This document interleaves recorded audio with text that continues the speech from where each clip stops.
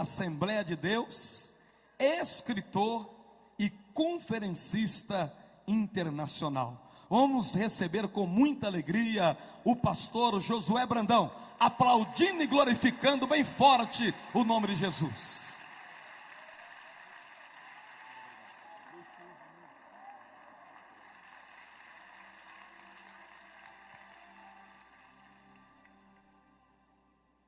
Louvado seja para sempre o nome bendito e santo de Jesus, porque dele e por ele e para ele são todas as coisas. Glória, pois, a ele eternamente. Queridos, eu quero saudá-los com a graça e a paz do Senhor. Podem assentar-se, muito obrigado. Quero saudar fraternal e carinhosa, bem como calorosamente, pastor Jerônimo Onofre, presidente deste seminário, os pastores aqui presentes, das mais diversas regiões deste abençoado país. Quero saudar nesta noite, nesta manhã, os irmãos que estão nos telões, aí ao redor, nos 6 auditórios anexos, participando destas manhãs, tardes e noites de ministração da palavra de Deus.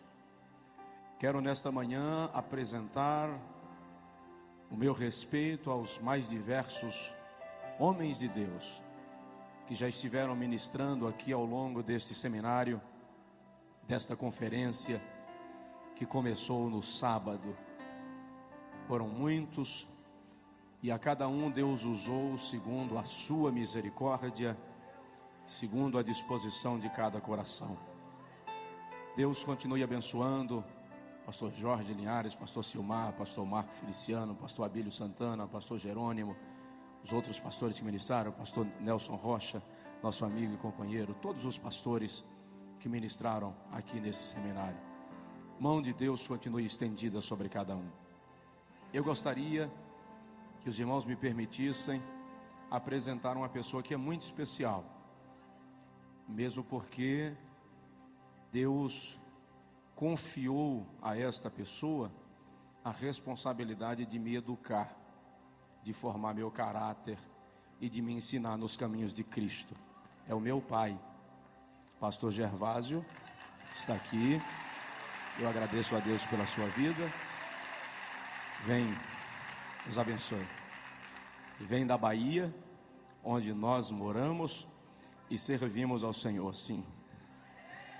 Eu estou vindo de Macapá e São Luís este final de semana para compartilhar com os irmãos da palavra de Deus. Eu quero, antes de fazer a leitura bíblica, expressar os meus sinceros agradecimentos ao pastor Jerônimo e à sua equipe pelo privilégio que nos deram de convidar-nos para participar desse seminário e cooperar aqui, colaborar com o reino de Deus e engrandecer o nome de Jesus, porque somente Ele é digno. Deus abençoe. Quero também pedir oração por nós, pela minha casa, pela minha esposa, pelo nosso filho, para que Deus continue nos guardando, nos abençoando, nos dirigindo, segundo a sua misericórdia. Eu estava orando ali, pedindo a Deus socorro para hoje de manhã, e eu lembrei-me que há 3 anos atrás, nosso filho hoje tem 8 anos, há 3 anos atrás, portanto com 5 anos, eu estava viajando, ele tinha 5 anos, e a minha esposa entrou no quarto e flagrou meu filho orando, nosso filho orando, e ele disse, eu acho que ele queria dizer, Deus protege meu pai, guarda, alguma coisa desse tipo, mas me parece que ele não achou a palavra, e ele disse, Jesus, fica em cima do meu pai. E hoje de manhã eu estava orando aqui, e eu me flagrei dizendo, Jesus, fica em cima de mim. Portanto, queridos, nós queremos ser despidos de toda e qualquer vaidade nesta manhã. Eu quero ministrar nesta manhã na tua vida que todo pensamento será levado cativo a obediência de Cristo, porque Deus é digno de ser honrado nesta manhã. Amém. Deus abençoe cada pastor, em nome de Jesus, cada pastora e servos de Deus, do Deus Altíssimo. Antes de ministrar a palavra, eu queria dizer para os irmãos, depois da pregação eu acredito que nós não teremos ambiente para falar disso, então eu quero encerrar a mensagem assim, chorando e devolver o microfone. Por isso, queridos, do lado direito aqui estão os nossos materiais no estande aí exposto. E junto com os meus materiais estão os materiais do pastor Josué Gonçalves. O pastor Josué Gonçalves é um ministro que Deus levantou para abençoar a família no Brasil. E ele está aí lançando 2 livros, 129 sermões esboçados, que são de sua autoria para pastores, para pregadores, e 104 erros que um casal não pode cometer. São best-sellers no Brasil, que vão abençoar a sua vida. E do pastor Josué Brandão, tem aí o livro Jovens Bem-Sucedidos, estão aí. Nós temos 16 temas de mensagens em DVDs. E hoje a gente lançou uma promoção aí, uma promoção pentecostal. DVD custa R$25. Nós vamos vender hoje a R$12 um DVD. Se o irmão pegar de 2 acima, você vai pagar R$10 no DVD. E nós temos aí diversas mensagens em CDs também, que custa R$7 um, 2 por 10. São mais de 20 temas de pregações que o irmão pode adquirir. Nós temos aí inclusive mensagens ministradas lá no Congresso Nacional de líderes e esposas de pastores do Evangelho Quadrangular, que foi lá em Foz do Iguaçu, no mês de novembro do ano passado, e nós estivemos compartilhando com as nossas distintas irmãs lá, e eu acredito que vai abençoar a sua vida. Na saída, no estande aqui da direita, vão poder adquirir. Eu lhe convidaria para ficar em pé outra vez, por favor. Abra comigo a sua Bíblia, por gentileza, no profeta Ezequiel, capítulo de número 22. Profeta Ezequiel, capítulo 22, versículo... Pastor Alex, por favor, pastor. Ezequiel capítulo 22, versículo 30. Aí nos telões, diante dos telões, abra conosco também a sua Bíblia, por favor. Diz assim, Ezequiel 22, 30. E busquei entre eles um homem que tapasse o muro e se colocasse na brecha perante mim, por esta terra, para que eu não a destruísse, mas a ninguém achei. E busquei dentre eles um homem que tapasse o muro e se colocasse na brecha perante mim, por esta terra, para que eu não a destruísse, mas a ninguém achei. O tema deste congresso diz: produzindo por 1000 homens. Diz aí para o irmão do seu lado: você vai sair daqui para multiplicar. Levante a sua mão comigo assim, por favor, e diga comigo: Senhor Deus, eu quero que a tua palavra seja profecia para a minha vida, e eu te darei a honra e a glória para sempre. Amém. Antes de sentar, dá uma cotoveladinha no vizinho e diz para ele: dar glória a Deus aqui é de graça.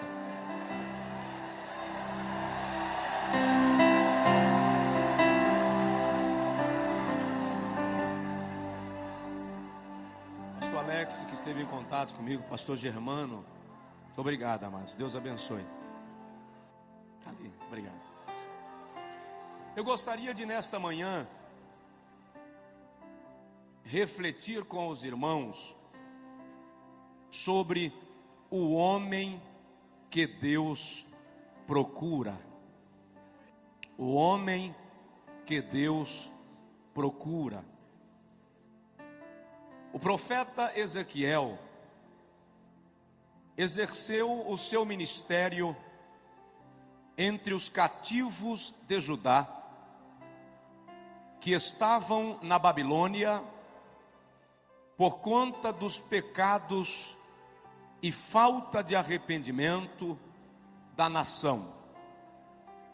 No capítulo 3 do livro do profeta lido, quando o Senhor Jeová o chama para profetizar ao povo, o Senhor também deposita sobre Ezequiel um grau de responsabilidade, na qual o Senhor diz ao profeta: se eu te mandar falar a alguém sobre o seu pecado, e tu não falares, e ele morrer na sua transgressão, o seu pecado ou a sua alma eu requererei de ti. Mas se eu te mandar falar e tu falares, e o ímpio não se converter e morrer no seu pecado, dele próprio requererei a sua alma. O capítulo 22 de Ezequiel, precisamente, retrata-nos um dos momentos mais caóticos da história de Judá e expressa-nos um desalento divino. Quando Deus faz uma observação em todo o contexto judaico, em busca de alguém que pudesse representá-lo diante do povo, e que pudesse representar o povo diante dele. E o Senhor observa que toda a nação havia se corrompido. Filhos não obedeciam aos seus pais. Genros, noras, sogros e sogras já não tinham parâmetros morais. A nação estava completamente submersa na idolatria. As três principais classes de pessoas em Israel eram os reis, profetas e sacerdotes. E o Senhor foi à corte em busca de um rei, de um príncipe, de algum descendente da linhagem real, que pudesse representar o povo. Mas o texto diz que os príncipes estavam com as mãos manchadas de sangue, tomados pela violência, pela injustiça, pela corrupção. Então Deus deixa a corte e vai ao templo, em busca dos sacerdotes. Os sacerdotes eram representantes de Deus, ou representantes do povo diante de Deus. Mas o Senhor se surpreende quando observa que os sacerdotes também não eram fiéis. Eles ofereciam manjares detestáveis no altar de Deus. O seu sacrifício era rejeitado por Deus. Como os sacerdotes não estavam em condição de representar o povo na brecha, o Senhor então vai às montanhas em busca dos profetas.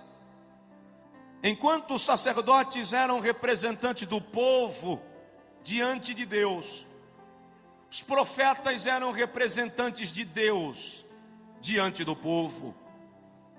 Mas o Senhor observa que os profetas eram mentirosos, transmitiam mensagem a bel prazer, para agradar as pessoas que lhes ouviam.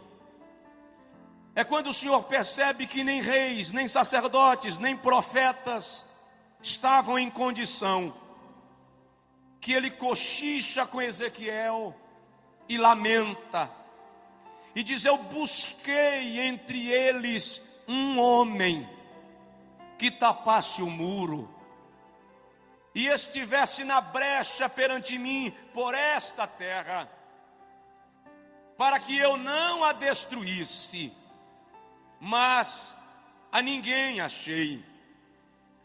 É uma tragédia quando o pecado, a corrupção, consegue se estabelecer no meio do povo de Deus, de tal forma que o Senhor não encontra ninguém capaz de interceder, de liderar um movimento de arrependimento e conversão, de conduzir o povo de volta ao avivamento.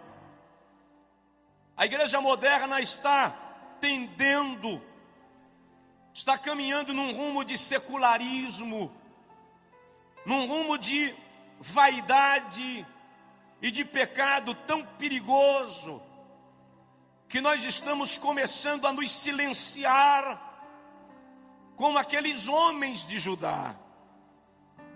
Só há uma diferença, é que naqueles dias o Espírito Santo não morava neles, o Espírito Santo vinha sobre eles e depois voltava. Hoje, porém, na dispensação da graça, o Espírito Santo está em nós. Outro dia eu ouvi um pregador dizer que se faltarem homens, Deus vai usar jumenta. Eu disse para ele: no Brasil jumenta não fala, porque Deus tem homens e mulheres comprometidos com Ele para profetizar a sua palavra. Quando Golias desafiou a Israel para pelejar, em 1 Samuel capítulo 17, Golias disse: se houver em Israel um homem capaz de lutar comigo e vencer, eu e os filisteus seremos vossos escravos. Golias não estava desafiando uma nação, ele estava querendo um homem. Quando Charles Spurgeon pregava em Chicago, ele disse: o mundo ainda não viu o que Deus pode fazer por meio de um homem que entregar-se nas suas mãos sem reservas. Levantou-se um jovem do final do auditório, veio em direção ao pregador, de pequena estatura, rechonchudo, e ele disse ao pastor Spurgeon: eu quero ser este homem que o senhor acaba de falar. Spurgeon orou por ele. Dwight Lyman Moody é o nome daquele jovem que antes de morrer ganhou para Jesus mais de 1 milhão de almas. Deus está procurando um homem. Quando a seleção brasileira vai jogar, o Brasil para. Se for final de Copa, as fábricas fecham mais cedo. Na Copa lá do Oriente, quando os jogos eram transmitidos aqui pela madrugada, eu vi aeroportos lotados diante de televisores, terminais rodoviários, gente que não dormia de madrugada para assistir o jogo do Brasil. Se 11 homens atrás de uma bola conseguem parar uma nação, imagina uma igreja cheia do poder de Deus, o que é capaz de fazer. Ei, macho, rei macho de cova. Deus está procurando alguém. Mas que tipo de homem Deus procura? Procuraria Deus um galã para representá-lo nos púlpitos das igrejas. Não, absolutamente, Deus não é diretor de novelas. Procuraria Deus um homem esteticamente perfeito para representá-lo? Não, Deus não é estilista. O homem que Deus procura, em primeiro lugar, tem que ser arrependido como Isaías. Quando o profeta Isaías escreve o capítulo 6, ele diz: no ano em que morreu o rei Uzias, eu vi o Senhor em um alto e sublime trono, e a orla do seu manto cobria os umbrais, e a casa se encheu de glória. E Isaías diz: eu vi serafins. A palavra serafins significa ardentes, aquele que está em chamas. E Isaías diz que os serafins com duas asas cobriam os rostos em reverência à santidade de Deus. Com duas asas cobriam os pés em reverência à missão da igreja.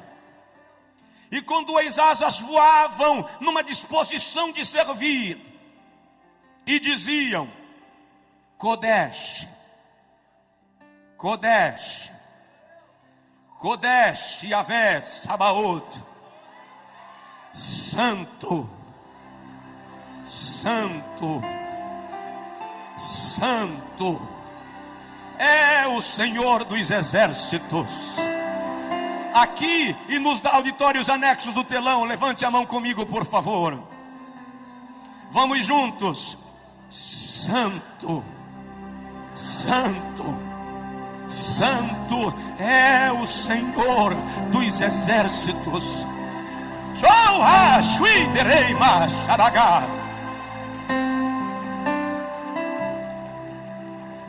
Quando Isaías viu aquilo, ele caiu e disse: ai de mim, que vou perecendo, porque eu sou um homem de lábios impuros, e habito no meio de um povo de impuros lábios, e os meus olhos viram o Rei, o Senhor dos exércitos. Quando ele prostra-se, ele vê que o anjo voa do altar com uma tenaz e uma brasa nela, e toca nos lábios do profeta, e diz: perdoado é o teu pecado e a tua iniquidade retirada. É aí que Isaías ouve o Senhor declarar: a quem enviarei? E quem há de ir por nós? Deus não pode usar um homem que não se arrepende. Sinceramente, querido, Deus não espera que você não peque. Deus não espera que você não falhe. Mas Deus espera que você não permaneça no pecado. Salmo 32:5, o salmista diz: confessei-te o meu pecado e a minha iniquidade não encobri. Salmos 66, 18 e 19, ele diz assim: se eu tivesse guardado o pecado no meu coração, o Senhor não teria me ouvido, mas graças a Deus que o Senhor atendeu a voz da minha oração. Nós estamos vivendo dias distintos de Deus, que o Espírito Santo vai gerar na igreja uma sede de pureza, de santidade, que vai fazer com que o pecado comece a sair de entre nós. Ninguém se engane, a figueira vai balançar, o dono da casa vai varrer a casa, e vai achar a dracma perdida, e vai nos comprometer mais com ele. A Bíblia diz que há 2 advogados que trabalham 24 horas em torno do nosso nome. Está escrito em Apocalipse capítulo 12, versículo 9, que Satanás, de dia e de noite, nos acusa diante de Deus. Mas está escrito na primeira epístola de João, capítulo 2, versículo 1, que se pecarmos, Temos um advogado perante o Pai, Jesus Cristo, o justo. E eu entendo, é possível que hajam advogados aqui. Eu entendo que quando Satanás chega lá em cima e diz: meritíssimo juiz, o Josué falhou. Olha, aquele homem lá que pastoreia, aquela pastora, aquele jovem, ele infringiu tua lei, é réu de juízo. Quando o juiz pega a sentença e olha, o nosso advogado de defesa bate a mesa e diz: protesto meritíssimo, eis nas minhas mãos marcas dos cravos e do lado marca da lança, por onde derramei sangue para purificar este homem, essa mulher. Dá uma sacudida no teu vizinho e diz para ele: alegre-se, Jesus lhe perdoou. Alegre-se, Jesus lhe perdoou. Ora madre de baixo e derramando managá. Obrigado. Segundo lugar, Deus está procurando um homem quebrantado como Jeremias. O Senhor não suporta dividir sua glória com ninguém. A glória é uma propriedade exclusiva de Deus. Salmos 51, 17, o salmista diz: o sacrifício aceitável a Deus é um coração quebrantado. E a um coração quebrantado e contrito tu não desprezarás, ó Deus. O vocábulo quebrantado ali vem do hebraico dakar e significa esmiuçar, fazer virar pó, anular. É o homem descer do pedestal, perder a pose, deixar de ser centro e se render à plenitude de Deus. Eu ouvi um dia um pregador dizer: levei Jeová no canto da parede. Quando ele terminou de pregar, eu falei com ele: você levou uma aranha. Jeová não vai ao canto da parede. Não vai. A Bíblia diz no Salmo 148 que ele chama as estrelas pelos nomes. A Bíblia diz em Isaías 40 que ele pesa os montes em balança penduradas em seu dedo. A Bíblia diz em Naum que as nuvens são a poeira dos seus pés. Em Jó 39, 27 ele diz assim: Jó, eu chamo os raios pelos nomes. Eles se apresentam a mim e dizem-me: eis-nos aqui. Quem sou eu para levar no canto da parede quem chama raio pelo nome, irmão? Nós temos aqui fazer como Jeremias. No capítulo 9, versículo 1, ele diz: quiçá, quem dera, minha cabeça se transformasse em águas, e os meus olhos em fonte de lágrimas, e eu choraria de dia e de noite os mortos da filha do meu povo. Deus está em busca de alguém que chore. Deus está em busca de alguém que derrame lágrimas. Só levamos o lenço para a igreja quando estamos gripados hoje em dia.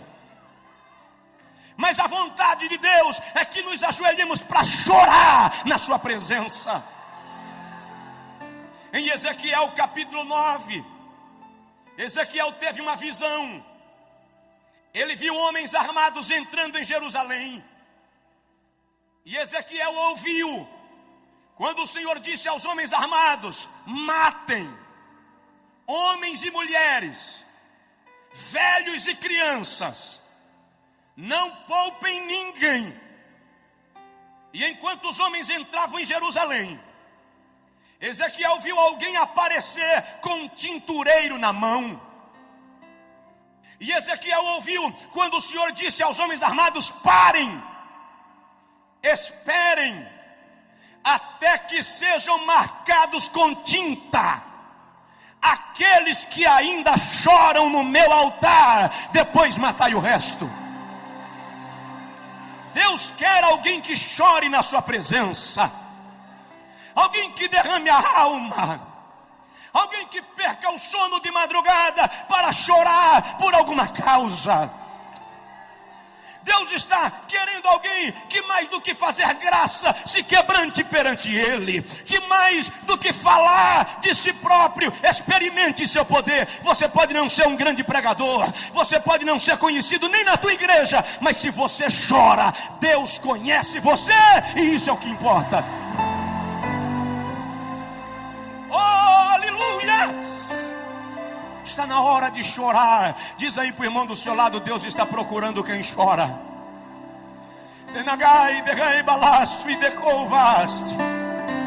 Romanos 12:15, a Bíblia diz: chorai com os que choram.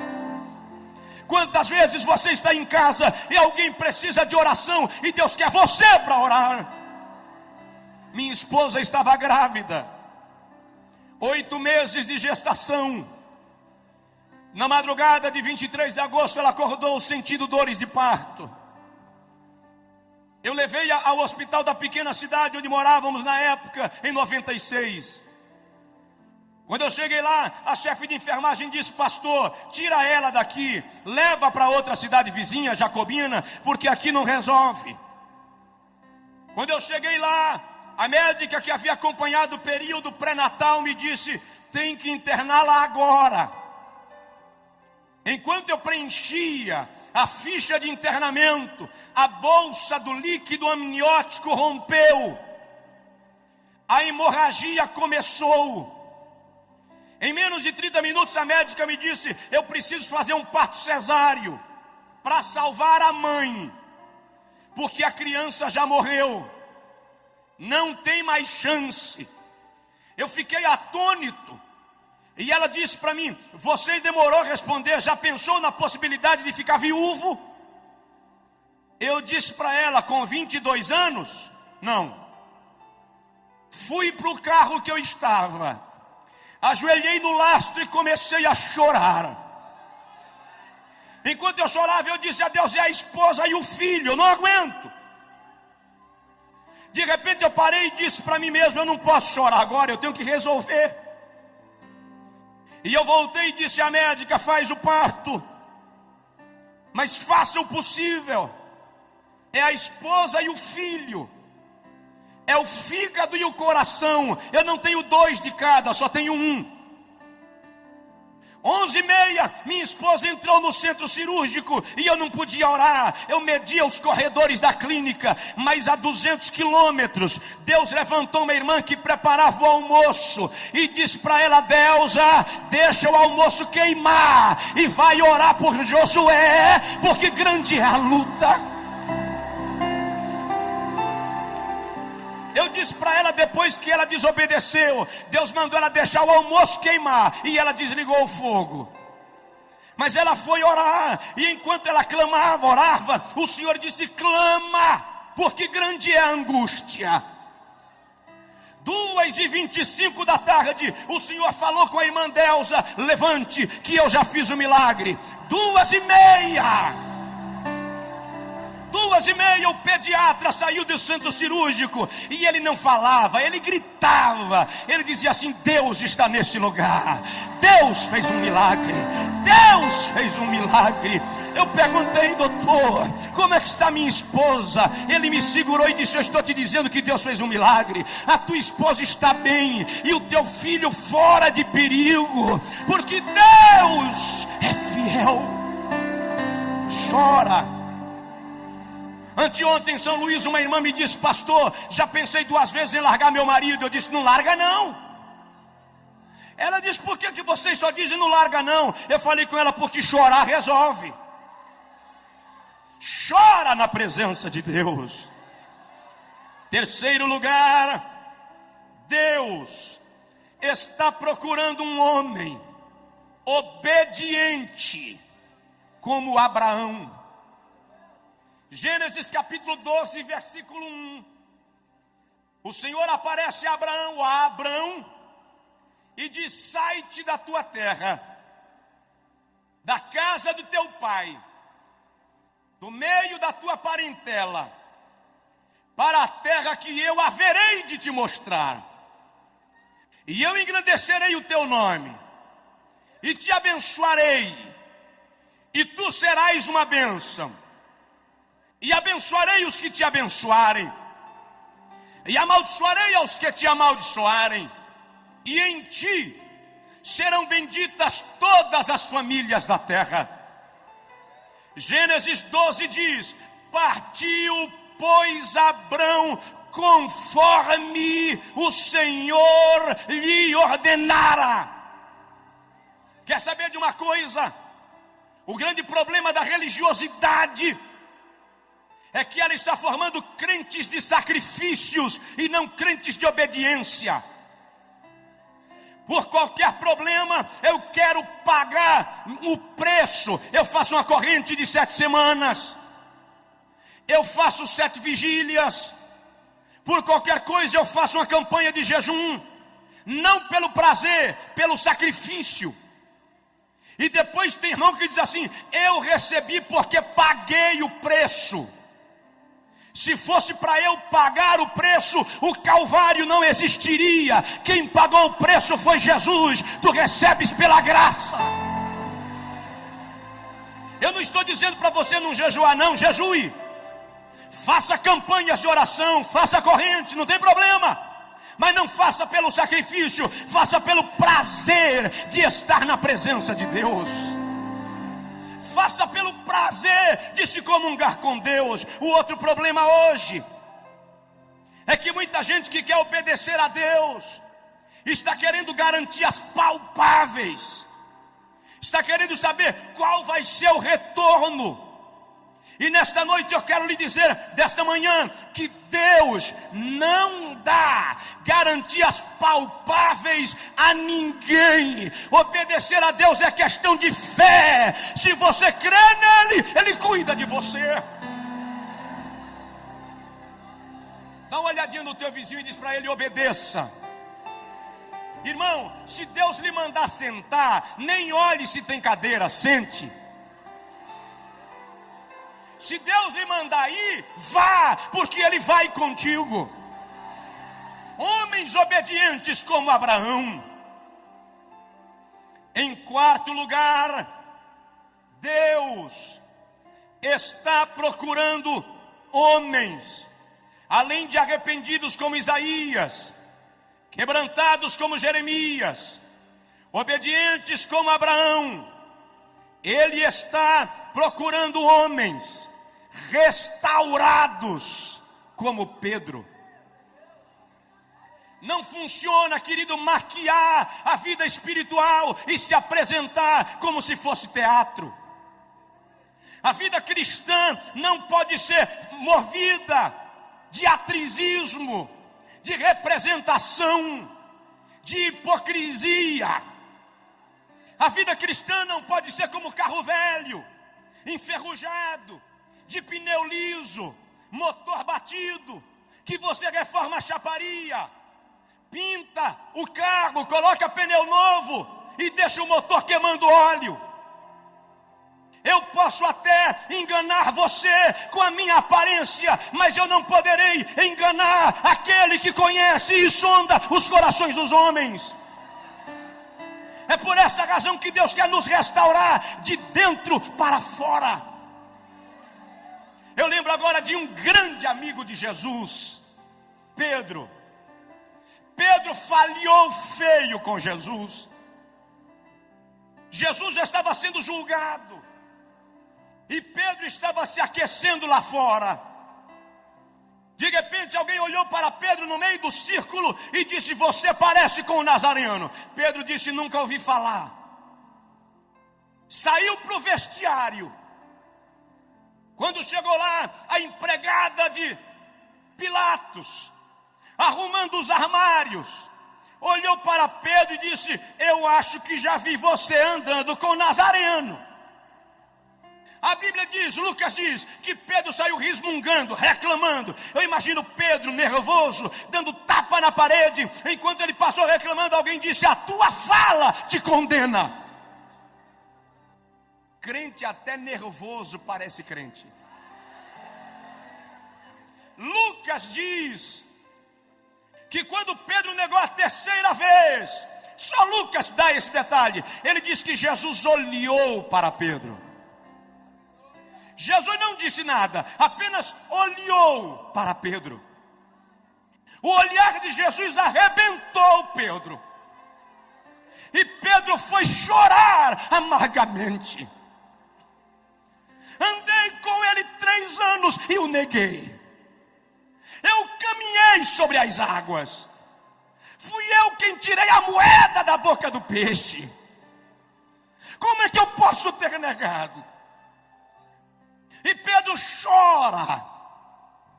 Mas Jesus ressuscitou. Ele não ficou no túmulo.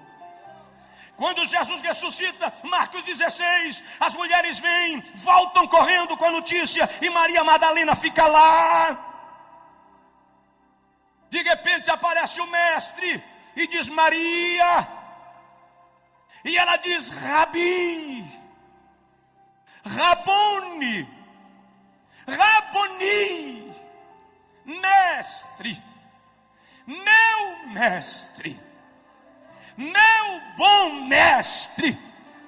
E Jesus diz, não me toca Maria, vai para lá e diz aos meus discípulos e a Pedro, que eu vou para a Galileia. Por que Jesus disse e a Pedro? Por que não e a João, que ficou ao pé da cruz até a última hora? Porque Jesus sabia que Pedro não teria coragem de encará-lo. E eu imagino Maria chegar na reunião dos 12 e dizer, olha, eu vi o mestre. Ele me disse que é para a gente ir para a Galileia, que lá ele vai conversar com a gente. E você, irmão Pedro? Sim, irmã Maria, Jesus disse que você não pode faltar lá.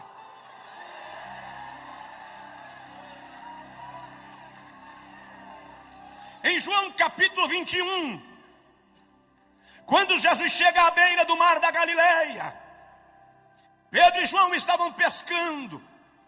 Alguém gritou da praia, Pedro, João, é o mestre. João pulou dentro da água e veio em direção ao mestre. Pedro pulou dentro da água e se escondeu atrás do barco. Ele não tinha coragem de ver Jesus. Mas Jesus ficou lá fora comendo peixe com mel e esperando Pedro voltar. Quando começou a esfriar e Pedro não aguentou mais ficar lá, ele gritou, João, joga minha capa. Diz aí para o teu vizinho, Deus espera você. Ei, racho, leanda lagar. Tem gente que veio para esse congresso arrebentado por dentro, fragmentado. Deus estava esperando você aqui. Pedro saiu meio sem graça, não se envolveu com o grupo, ficou meio de fora, todo mundo comia peixe. De repente Pedro se sente à vontade, vai lá, tira um pedacinho do peixe. Quando ele vai pegando, Jesus diz, Pedro, João 21:15. Pedro disse, sim, mestre, você me ama? Pedro para e diz, Senhor, eu gosto de ti. Na versão portuguesa está eu te amo, mas o amor fileó é gostar. Jesus diz, tá, Pedro, come o peixe. Pedro come, se sente já meio à vontade, vai pegar de novo um pedacinho de peixe. Quando vai pegando, o mestre diz, Pedro, sim senhor, você me ama, Pedro? Senhor, eu gosto muito de ti, agapaó. Come, Pedro. E Pedro vai comendo e vai se envolvendo. Quando ele vai de novo, o mestre diz, Pedro, sim, Senhor, você me ama? A Bíblia diz que Pedro entristeceu-se. Mas aquela tristeza é porque Jesus atingiu a ferida de Pedro. Jesus chegou no problema de Pedro. Ele tirou o cascão. Pedro olhou para o mestre e disse: Senhor, tu sabes que eu te amo. Jesus estava restaurando Pedro. Jesus estava refazendo a vida de Pedro.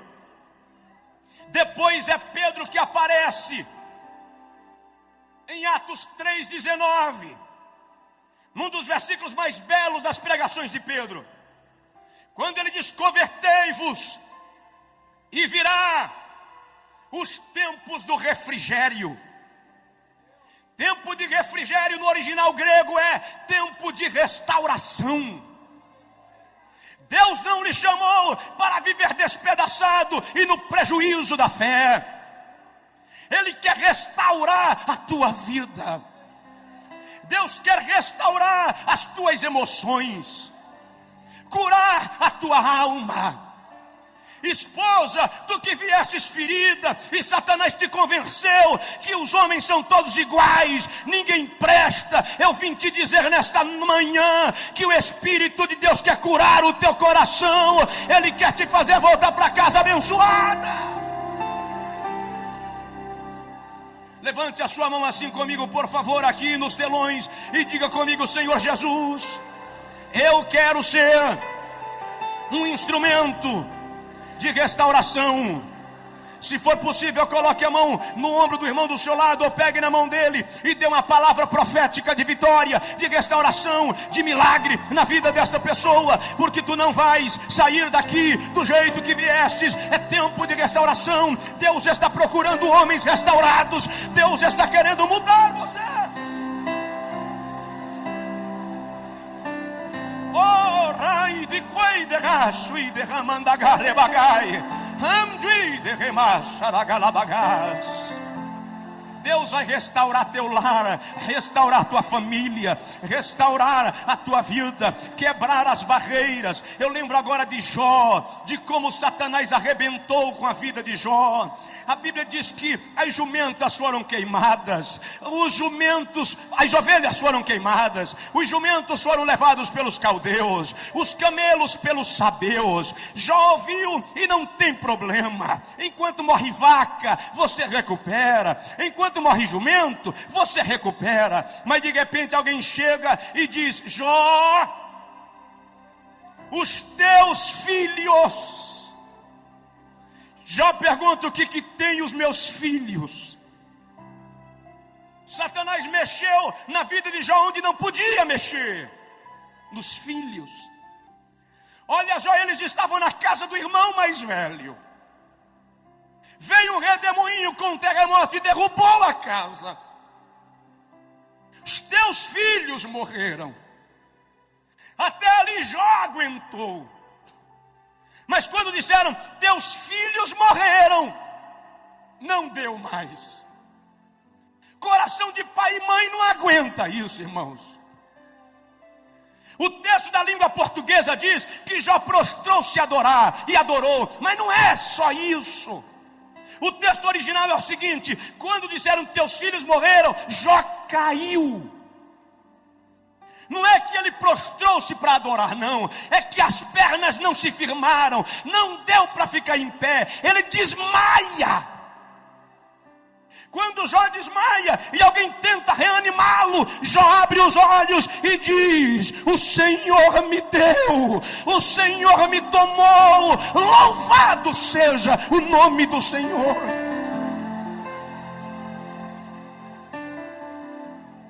Depois Satanás fere a Jó de úlceras malignas, da planta do pé à cabeça.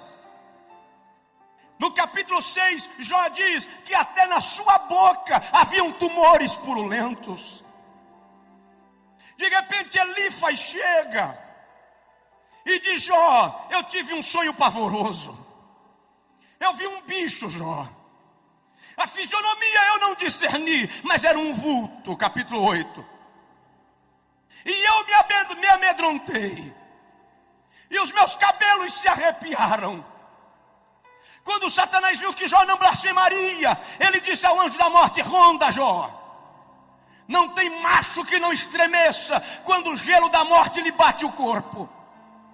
Quando Jó sentiu o gelo da morte, capítulo 13, versículo 15, ele diz: ainda que ele me mate, eu ainda esperarei no Senhor.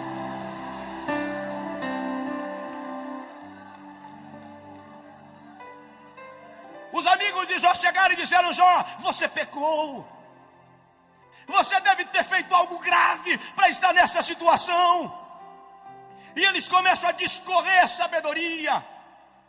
E o livro de Jó é um dos mais ricos em sabedoria e em ciência. Enquanto eles falam, Jó olha para eles e diz: vocês são inteligentes. Vocês sabem de muitas coisas. Mas eu sei de uma que vocês não sabem. Jó, nessa situação, você consegue saber de quê? Eu sei que o meu Redentor vive, e um dia ele se levantará sobre a terra. Dá uma sacudida no teu vizinho e diz: o Redentor se levantou para você. O Redentor se levantou para você. O Redentor se levantou para você. Eu já vou terminar. Oh, abagamandama, suiteplas. Sabe de uma coisa que eu quero citar nesta manhã, que não estava naquilo que eu planejava, mas me veio agora. Diz aí para o seu vizinho: Satanás não pode tocar em você. Mas ele tocou em Jó, pastor. Vou lhe mostrar que ele não pode tocar em você. Eu li o livro de Jó versículo por versículo. Estudei versículo por versículo. Eu queria entender por que Deus permitiu aquilo. Eu observei, por exemplo, que por 33 vezes Jó pergunta a Deus por quê. Nem ele entendia. Por 16 vezes Jó lamenta o seu estado. No capítulo 16 ele diz: a minha face está inchada de chorar a falta daqueles que rodeavam a minha mesa, os filhos. No capítulo 11 ele diz: a minha pele se me apega ao corpo, porque aqueles que alegravam a minha casa já não estão comigo.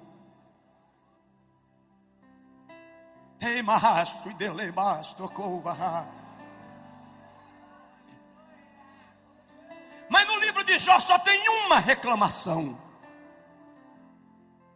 Está no capítulo 9, versículo 33. Quando Jó diz: se eu tivesse um árbitro, se eu tivesse um intercessor,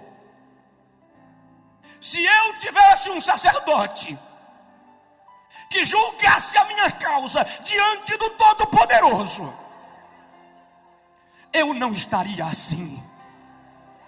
Jó sentiu falta de quem? De Jesus. Jó sentiu falta de Jesus. Em Lucas 22, 31, Jesus chega para Pedro e diz: Pedro, Satanás pediu ao Pai para te peneirar como trigo. Como se dissesse: Satanás quis fazer com você o que fez com Jó. Mas eu roguei ao Pai por ti, para que a tua fé não desfaleça. Quer saber de uma coisa, pastores?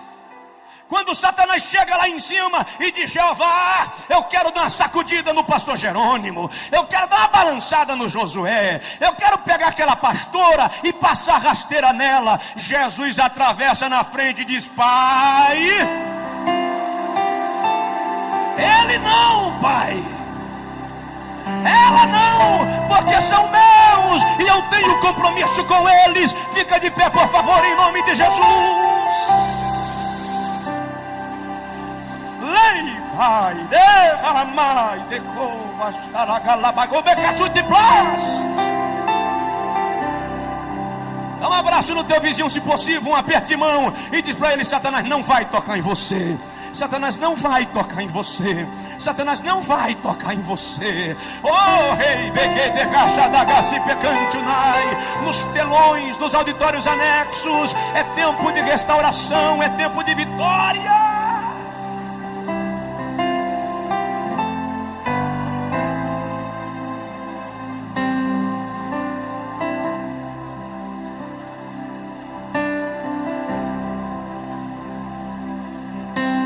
Vou terminar. Deus procura um homem adorador como Davi. Diz aí para o teu vizinho: a tua vida tem que ser uma adoração. Deus está procurando alguém que o adore. A Bíblia diz que o Pai procura verdadeiros adoradores que o adorem em espírito e em verdade. Eu não vou tomar mais tempo nesse tópico da mensagem, porque eu quero orar com você. Mas adorar é mais do que levantar a mão. Adorar é mais do que dançar. Adorar é mais do que pregar. Adorar é proskeneu, submeter-se, prostrar-se e homenagear. A minha vida tem que ser uma homenagem a Deus. O meu dia a dia tem que ser uma homenagem a Deus. Você não adora só quando está na igreja. Você adora quando paga suas dívidas. Você adora quando sai com a tua esposa. Você adora quando brinca com teu filho. Você adora na maneira de se vestir. Você adora na maneira de falar. Você adora porque Deus é digno de adoração. Sabe o que eu lembro agora? Apocalipse 4:8. João diz que 4 seres viventes do lado do trono dizem: Santo, Santo, Santo é o Senhor Deus nosso, o que era, o que é e o que há de vir. Quando eles terminam, a Bíblia diz que os 24 anciãos lançam suas coroas diante do trono e dizem: digno de receber honra, glória, louvor pelos séculos dos séculos. Quando eles terminam, a Bíblia diz que vem um coral de anjos, formado por miríades de miríades e milhares de milhares. E eles tomam as suas harpas e começam a dizer: digno é o Cordeiro de receber a honra e a glória e a majestade pelos séculos dos séculos. De repente João presencia o maior coral da história. Ele diz: toda criatura no céu e na terra e debaixo da terra começa a cantar e dizer: ao que está sentado no trono e ao Cordeiro seja o louvor e a honra e a glória pelos séculos dos séculos. De mão levantada, por favor, aqui e nos 6 auditórios anexos pelo telão. Meu Pai, em nome de Jesus, eu quero te pedir agora a evidência da palavra que preguei. Preguei a tua palavra, Senhor, e eu quero a evidência dela nesse lugar, nesse auditório e nos 6 auditórios anexos. Eu peço agora um manto da tua plenitude estendido aqui. Eu quero crentes sendo curados, sendo batizados, sendo restaurados, sendo completamente abençoados. Eu vou contar até 3 e Deus vai mandar um vento da plenitude. O ruach de Deus vai soprar aqui. Em nome do Pai. 2, em nome do Filho. 3, em nome do Espírito Santo. Receba agora uma descarga do poder de Deus.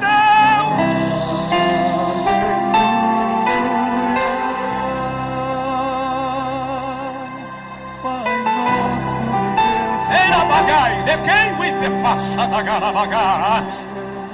Deus está procurando um homem. Deus está procurando você. Ele te encontrou hoje de manhã. Receba a graça. Louve, adore, adore, adore. Adore, adore, adore, adore. Adore. Adore, adore, adore. Adore, apenas adore. Apenas adore, apenas adore.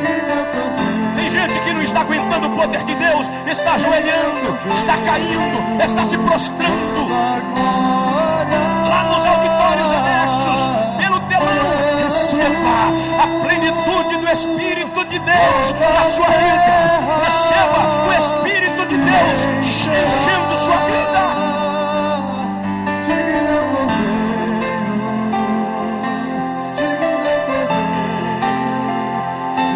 É tempo de cura, é tempo de restauração. Deus procura um homem, Deus procura alguém.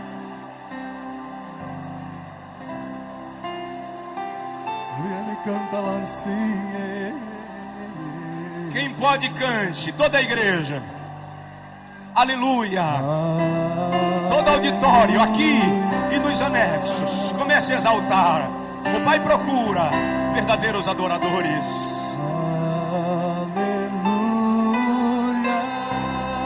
Santo és tu, Pai nosso e Deus e poder. aleluia, toda a igreja num grande coral. Aleluia. Santo, Santo. recebe, Pai. Santo. Oh, triuno Deus Deus. de glória e de poder. Digno é o Cordeiro. Ei, Mahasmi. Digno é o Cordeiro. Toda a glória. Adore, adore, adore, adore. Lá em cima, adore. Aqui, no auditório, nos anexos, pelos telões, aqui na plataforma. Adore, Ele é digno, Ele é digno, Ele é digno. De todo louvor. Ei, Pai, dei-as-me, dê paz. Deus de glória e de poder. Digno é o Cordeiro. Oh, por favor, Digno é o Cordeiro. por favor. Antes de eu devolver o microfone, aqui e nos telões, por favor, eu gostaria que você agora abençoasse com uma oração a vida da pessoa que está do seu lado. A Bíblia diz, sem contradição alguma, o menor é abençoado pelo maior. Maior aqui é Jesus. Nós somos apenas servos seus, filhos, amigos. Mas eu gostaria que você orasse pela pessoa do seu lado. Ministra sobre ele agora. Lá no telão vai haver uma corrente de poder de Deus neste lugar, que vai passar de vida para vida aqui. Deus está curando agora.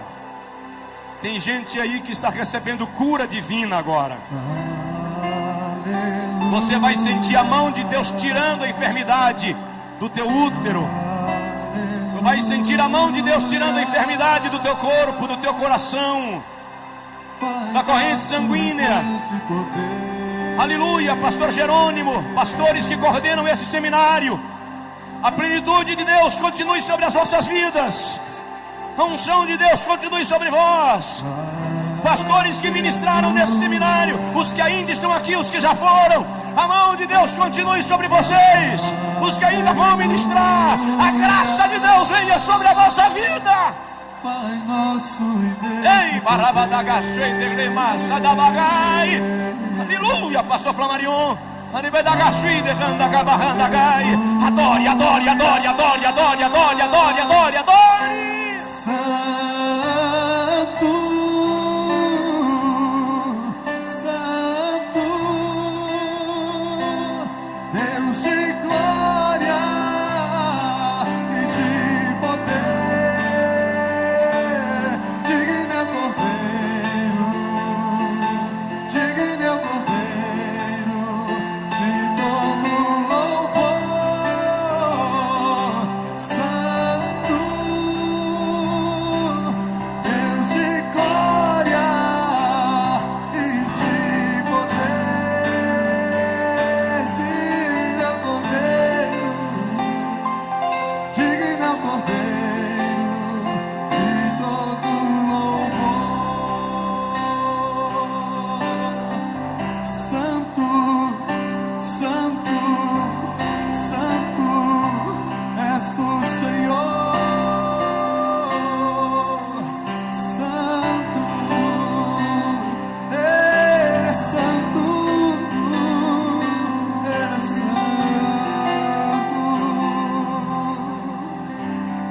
maravilhoso.